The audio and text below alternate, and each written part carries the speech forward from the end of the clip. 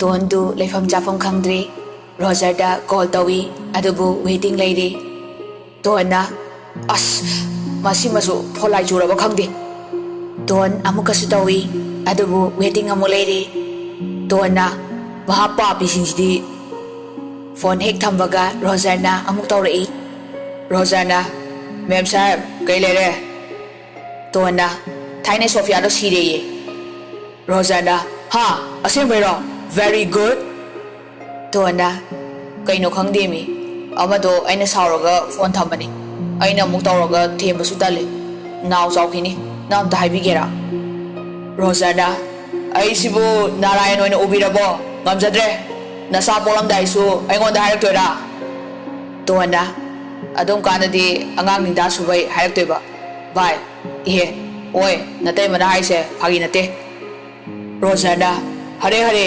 thani di hanjabani aina Tona adu kaidoroge hojikti inawba oirabani Roger na hoi hoi iteima haijage tolopti khara pibi yabani Tona police oibadei chopa horaba nangso Roger na kaim khalunu nangsu automatically chopa dawni Tona never Roger na okay देखता हूँ Tona देखो देखो मैं क्या क्या करती हूँ देखते जाओ Roger na ठीक है फोन रखता हूँ मैडम वेट वेट वेट आप तो मेरिट में सेलेक्ट हुआ था मैं तो मेरिट में सेलेक्ट नहीं हुआ था कुछ समझे Tona ओ चोपो दुईदी अचोपा सेल हंजनद्री फाव Roger na ang Anidu phone thamnakibaga Roger na Jacob da call tawjai adubu pairaktre Roger na Ton da amu message thajali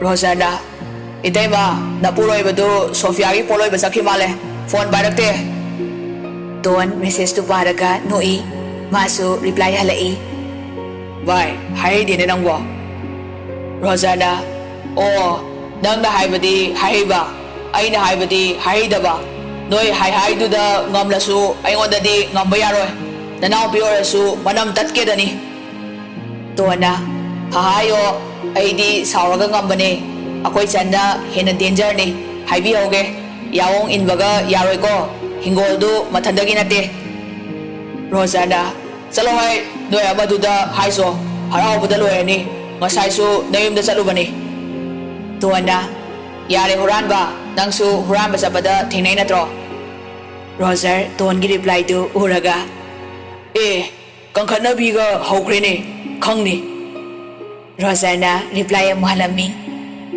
akoi di senaba chatpane noi di senabi dabado chaksawo Ton su amuka halai yare khangjare akoi ni gi khunungsina si noi gomba junior na yongam loiko ring manana ba fana honarasu upai leroi Roger na says senior niko hey senior nazadai isana handore nuaijai Tona hange hanjau phanadum phare chawlaga isa senange Roger Ton gi message tu paraga prok hexai mana sum nai benjale masidi Roger na hey advocate am doba nangna kedowai police oiningino chin kangjai good night Tona lupa tara da sopo masidi kya talage adudang hairamo aduga tumo namangda samuna tanadanaba Roger na kaya adunu yengune jagoi heitraga sumang tainei do tawni ko ngasi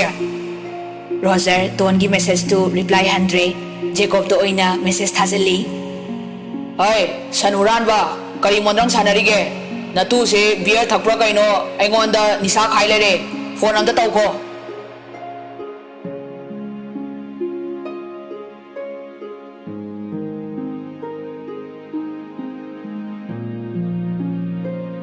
Somdana Jacob ka Rita ga pung 12 tarakpa daida hospital dagi halae Ratan su tumda khai paudu tanaba ngairaga lerami Ratan na halaglabra kamdore Rita na mamai budi phajana surgery tawrebu makut masadudi dakpham leirani haksang dusu kharadi leirani Ratan na akoi Rakeshi onthokna gyan ta de dako matu warak pasungamde Masa warak pasungamde Jacobna, Moy wasi toksiba, kay kandoino, ware, ay su tumurage.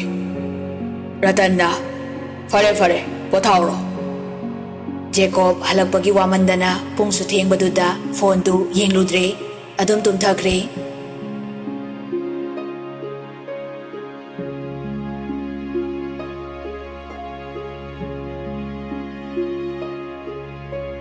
Ahing ado haukre, Ritana korong mabu korang bathorak pada.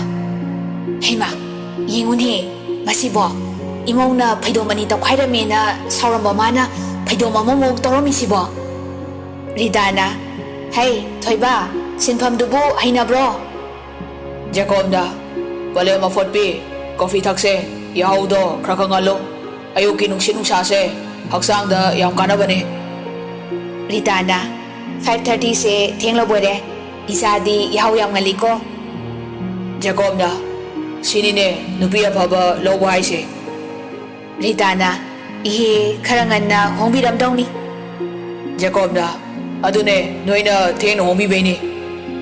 Ritana, angaw ba si di? Rita imong da sangkre. Jacob yopak tawri. Jacob na, oren furniture yung ba chaluraga. Iguin niya mo'y da amuhay siluge. Karino mana ngarang haiba marudu ba? O, fatigo maruga, tilaw maruga haiba. Moren laururage. Yung pagtaw ba loraga, imong dasang aga, irumay tasaraga, sa ising saraba matung mamaga hospital jat kre. Duty lora duna, kisampata, furniture yeng ba laaga, advance kara piramlaga, don hoy da amok lai. Ranbir na, ibungo. Jacob na, baba. Makok tu holaga to na haikiba hawai marusing tu among ningsingi. Ranbir na, kaidorage, hayune. Jacob na, belendri maruga, sana maruga, piyo, thana ba? Ranbir na, ha? Ranbir ingangak na, ibungo, belendri matam di natin ni hongsikti. Sana di thabaluba ni, swayda di madu pak na thana din ni. Lebaw lehaw, sana dradi, arembada mang tokani. Jacob makok tu holaga. Baba, ay amuta tuanda hangzaki. Mi kuding mag loy na kangu hayu haibadi yade. Jacob larik pa na haiduna su, doktor oiraba su, nga pawba masak maming anamba kangde. Henzang napi toy na maming mata masak kangde. Aduna tuanda phone tauraga. Tuana, hello, da. Jacob na, tuan, ay nuay da yung dalay, nang nahaiba marudo, kay maruno. Tuan na, Hawaii taraka, Hawaii movie ka haiba ni. Jacob na, yare, adu hangge to ba ni, thamay ko. Tuan na, phone hek thang kibaga, Jacob na, ba, Hawaii taraka, Hawaii movie ka hare. Ranbir na, pare, Dao, anong nasangsi? Asum na, Jacob, hawai marusing du, lauraga, mayum dalai. Numidangi, chay sing jaba, noiraga, Jacob, matataga kalai. Ihang laba, ichik laba kaduda, tibi yengli. Adubu, yeng fam kangde. Phone mo yengi, adusu, call to bangam jade. Doon lairingay da, tamina kiba, hanggang kobi hauriba, mafam duda, thunaw hangdoglaga, yenglui. Somda nupi dusu amok call torok duda nungay jade. Doon na, da, nasa udre nungay di. Konjel tadre, iwat bagong laifam kangdi. Nangbu karam leli bagi. Jacob su thunaw maya duda lepaga matanta sonjay. Doon, nangay na thamina kiba hanggang kobi siya. Kra chawre. Masi yung laga dada awawa potari nang di karam leli bagi. Doon na, tablaba miram sida, thazamabu yeng laga, haukraba numitsing do, ningsing do na leli di. Jacob na, nahagi pandang panglaga, asoy nga anay yawda na halaw ko. Doon na, ay gipandang panglaba matamda, dadagi nakta, lingda na layraga, winazabado, ay supami. Matamdo, warasuwana, ngayrage, ayamu, halakiniye. Doon, wakal kana, mapitarai. mapi adu taithokhlaga wana ngaijarapwa tang amase yaudore migidi family loina laknani aigidi kana asu lakpiraroi ko Jacob su mapi ira chelaga nang thamoi kanbina ti ton thongna leibi maitei nupi ni nangi thamoi da phauri bado aigi thamoi da su mami dai ai lakani aina nangbu nuksibadi handak mapok sigini karigumba atopo mapo amamu leramlabasu nangbu aigi oina phangjage ko somda tonsu wakal khana khana adumak tumthakre Jacob su thonau dolon silaga phamung janglae masu tapna tapna uithakre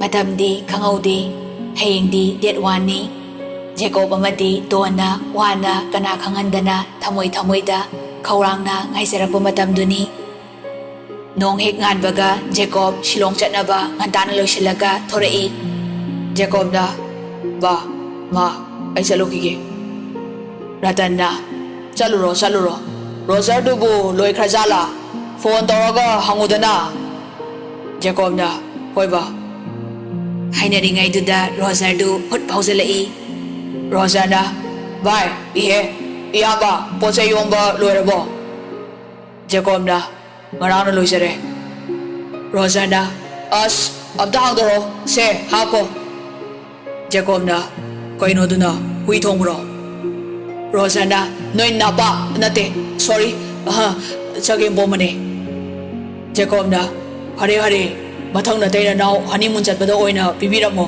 aidi ngamjararoi Roger na phagiro se ha janma mana piraine itei madu yam pamjabane na Rita na thoiba pubi khone nangbo Jacob na aidi ba pelabani body spray ga chairuri se noigi namthiba hawai jar chagem bomba se punabro Ratan na body spray duna chagem bomba punabagi mouth spray su kapuso aduna housing numit humni gi phukalaga chakhiba yongchak singju dugi Roger na yongchak tak tai saraga nupi una satoiro flight tominaba passenger ma'am kai senani moiga thonu goibo Jacob na yare reporting timing yaudore bitu dekpirano tajaningdre pirose horen check tobada phardi nang adum lokap changjago Roger na changtho lore Asumna flight ki timing yorokladuna Roger na Jacob bu airport fau thinbirure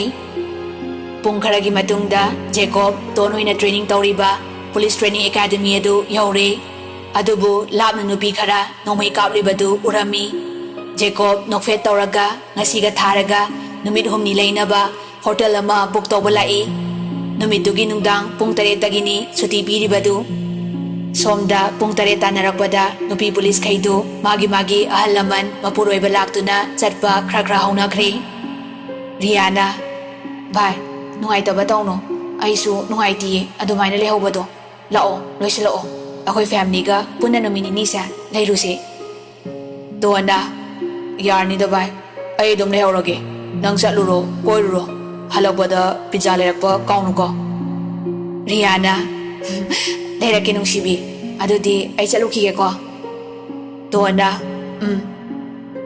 Ria hek chatkibaga ngasai kai thingatuna leiruraba birang mahaksu ningamdana tap tarai khangaudana tunglomdagi makhut amana tarakliba pirangdu yaki ton mapi sattei thoklaga onthorai maya higat khai Jacob na kapado yapakte kamai tongni Don oinana Jacob ki thabak tu da kinna thindatli aduga chena konsilli Jacob na haima kolaine haina bro Don kolibadu amu phathadu i Don na aidi kuina urudraba yungi mi oibagi puning nusidana konjabani nang nusibai nate ima baba orasu adum kolani Jacob na says warido mathangda Roger ga changalakani kon gesu nanau pi da koluko amuk soinani Don makhwang melaga khanau bulairo Jacob na natrade romance toba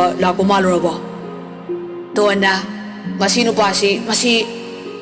Jacob na, leksari ngayda nungdang oraba kutu, hausikti JCB orame, sire he inchabi, losaluro, nang dangaramani. Tuan na, ngay ngay sanu, hana hayak tabay na tro. Jacob na, surprise ni, how tro. Tuan na, how te. Jacob na, adudi how no ba bapim tawigi se.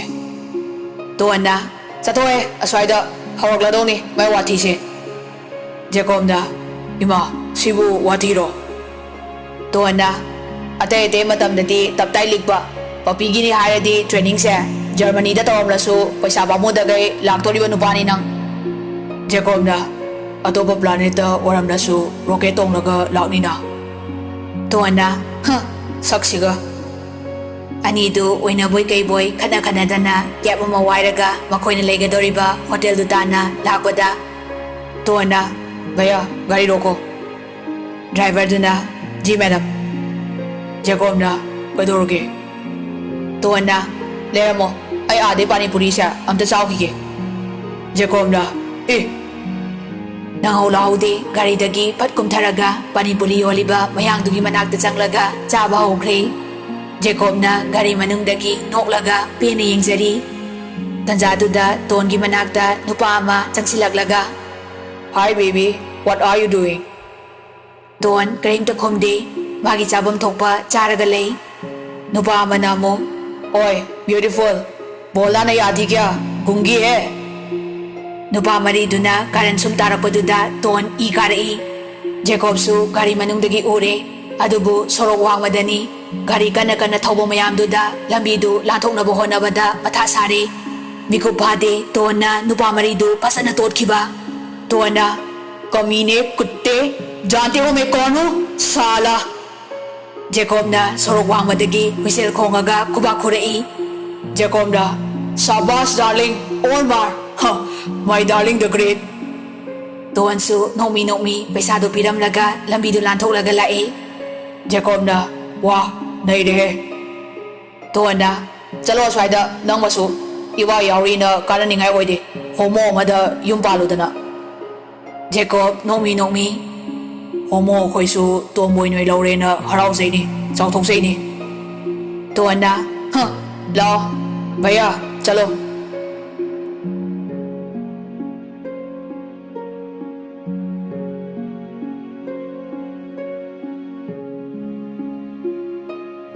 Asum na, anidu hotel gi room yaure. Jacob na, chana basu order tawkre. Tuan na, ai di pupu thangale da. Jacob na, kainom pore, chagero.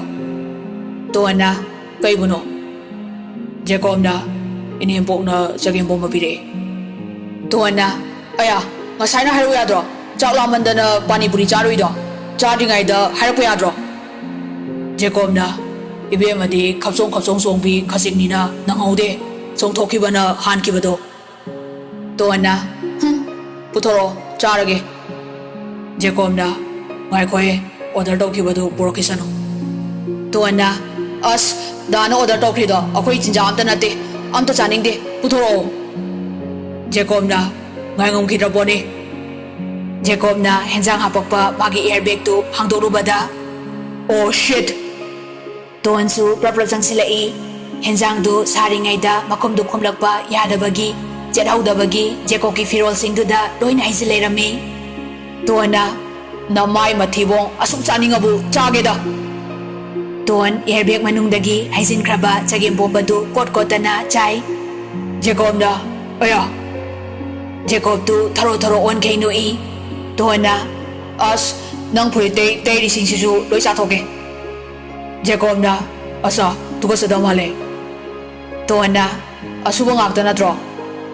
Jacob na, adubudi mani, aduisu tibong do laumale. Tuan na, sudra su yanaba lay na lektora. Jacob na, hayma, kayo nigisidia. Tuan na, luwi na sa tawlaga, haiziliba, firol singdu, kandoaga, sunaba, bathroom da, changkre. Jacob, tuan na fisu ribadu, bathroom ki tongsindu da, hingli. Tuan na, ay na fisu ba, amuta udriba nang siya. Jacob na, ura su mapamana de, yam hingning ba, Tuana, oh, ay naga bathroom manungda piga subasida nang na mutsagat pidi. Jacob na, kalida ko laima, kariwangang no, lemzade he. Tuan pi subatu chap lepi, hagwalaga Jacob po bathroom manungda kudang pairaga chingsali. Jacob tu tuana tauriba mataududa maya karaga yengi. Khangaude thangnaba mikupta ising yauriba bucket tu tuana thangatlaga Jacob ki makokta usili. Tuana, farai ni siwayadi yam haukodana nang su yauna sure ba hujikti. Jacob makoktagi bucket tu longthoga peri peri. Kaidoriba side loi sole. Tuana, ngang kodana karando. Jacob tumina lei asot bupuritu longthoga tuana suriba phiduda langsili. Tuana, sisu aina sudoiba. Jacob khangraudu amul longthoga langsili. Tuana laurai, chalo boxer ga do swaida longthokano. Phuk hagwalaga Jacob pu bathroom dagi inthoi. Jacob tapna murum soli. Koi nupino sibo mawa dabu ikairi male. Jacob tawala maselaga boxer do amul langsili. Tuana, langsin ba yaba kay langsilo kay kay wale. Jacob karimta khomde makok tu tawala mana taihthoklaga phamum kakhalaga tumaga laikhre. Tuana, gyane am takre da nahana ising haijalam dawni sumaina maramok toy oiradi. Jacob waga ngangde phaisup singkhalaga hipaga lei. Tuana, kaino sibo waga ngangte siraba jalo. Bathroom ki thongsinduda yalaga Tuana makok tindoga yengai. Jacob mamit haifet Tuana yenglaga yam samna nokfet tamak tawraga magi mobile do mietlaga lei. Tuana, si faudi siramdre he mai sibu sauri bu kaidro wagamta ngangdabida gyaneswar saraga leisibo.